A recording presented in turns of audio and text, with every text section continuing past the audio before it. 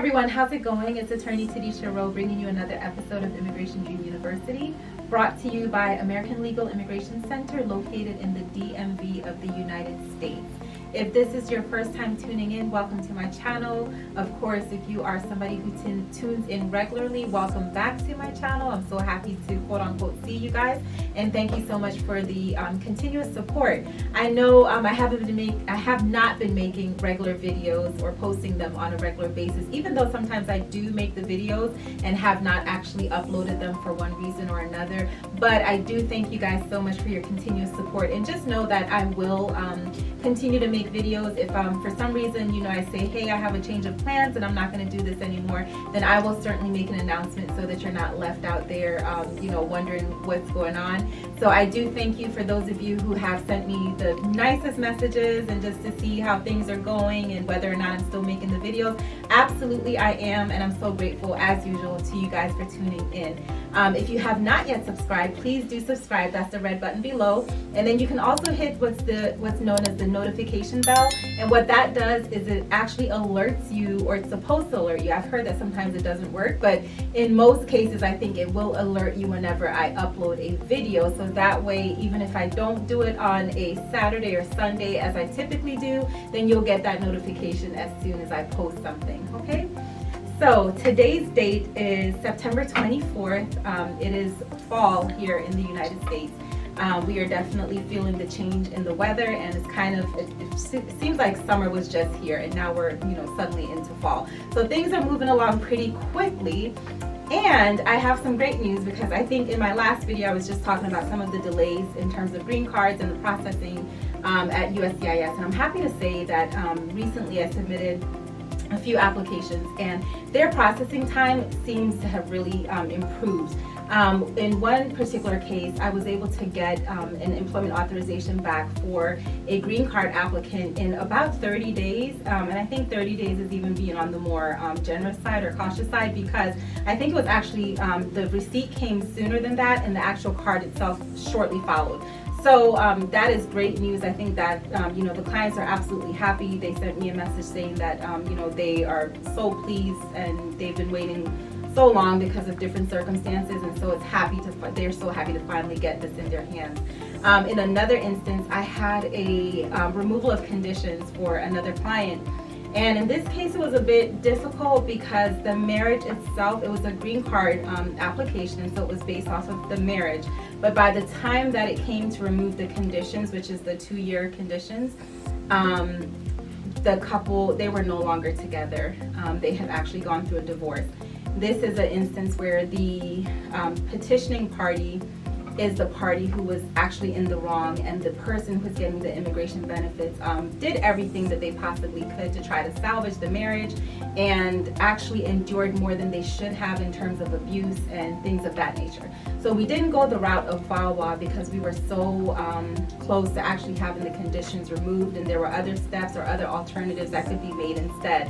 So we chose to do the other alternatives, and we sent everything into USCIS to make sure that they had documented proof as to what actually occurred in the demise of the marriage.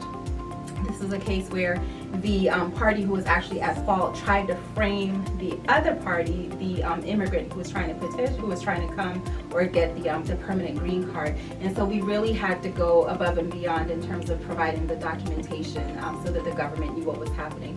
The great news is that this person was granted their permanent green card, and they did not have to go for that final interview. And I think that that's awesome.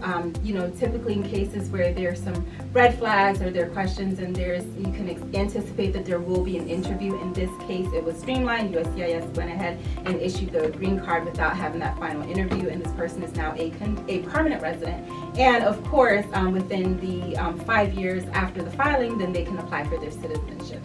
So those are two very good, two very good, what's the word that I'm looking for, developments or outcomes from USCIS that I'm very pleased about. And I wanna, just one more. There's another case that happened recently for somebody who was petitioning for their siblings in Nigeria.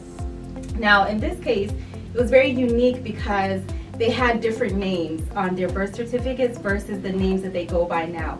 Some of it was because of the traditional names versus quote unquote the Christian name or the more acceptable name.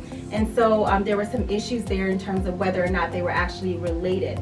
So we had to get a DNA test. The thing is that this was done during the pandemic, and for some reason there was a lapse in the communication between the DNA testing center and the U.S. Embassy in Nigeria. So in this case, we actually had to get the parties on the phone individually, try to get to the bottom of what was going on. And by the time that we were through, communicating with both parties to see what was going on, telling them that yes, they do have everything that they need, within 2 weeks' time, the client got notification that his applications for his siblings had been approved. So again, I just want to say, it seems like things are definitely picking back up. So if you are out there waiting, don't lose hope. There definitely is hope, and there are positive things that are taking place right now. Just be persistent.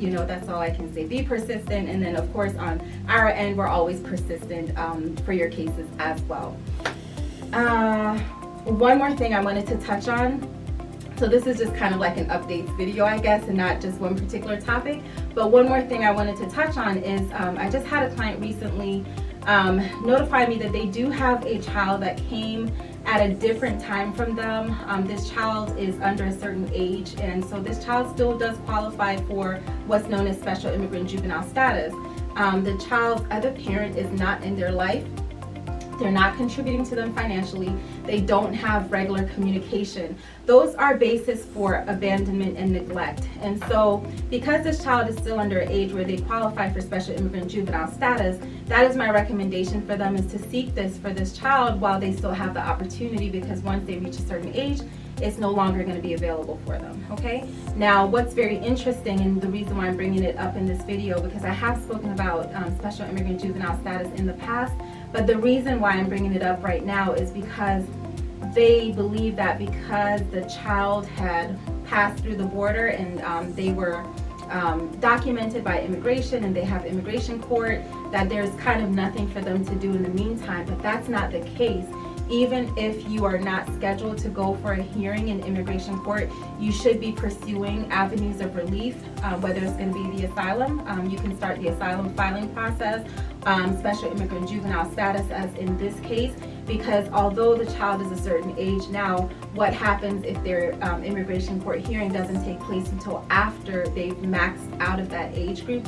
Then, unless they have another form of relief, the special immigrant juvenile status is no longer going to be available to them.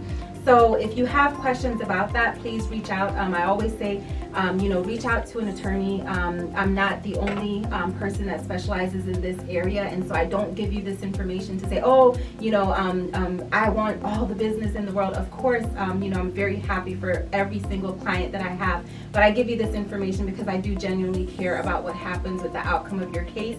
And I have seen in instances where people come and they are well over the age of where they can get any kind of benefit, or maybe a benefit that would have been a slam dunk, quote unquote, for them before, and now they no longer qualify and their life is very difficult as a result of that. So if you find yourself in a position to where you do qualify, please do seek that benefit now. If you don't, you're definitely going to regret it later on, because things only become more difficult as you go along and you want to do certain things. You want to establish your family, you want to purchase a home, you want to work legally, you want to travel outside of the United States. There's so many things that you can do when you have proper status versus when you don't. So, all right guys, I know that that's a lot of information. I hope that it is useful to you nonetheless. And thank you guys so much for tuning in. I will see you in my next video. Again, hit the notification bell so that you know when I do post a video, and I appreciate you as always. As always, good morning, good afternoon, good evening, good night, whatever it is wherever you are, and I'll see you in the next video. Bye guys.